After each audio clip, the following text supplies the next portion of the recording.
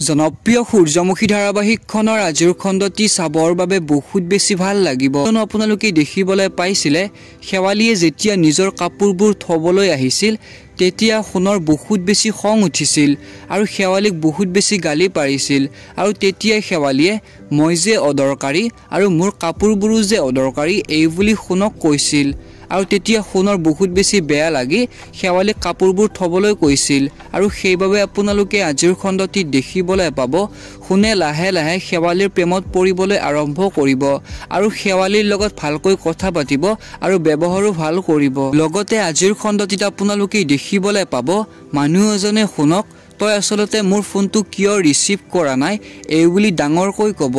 এতিয়া বাৰু সেই মানুহজন কি উদ্দেশ্যত আহিছে, শেৱালীৰ ফালৰ পৰা আহিছে নেকি বাৰু জানিবলৈ পাব আপোনালোকে আজিৰ সম্পূৰ্ণ খণ্ডটিত।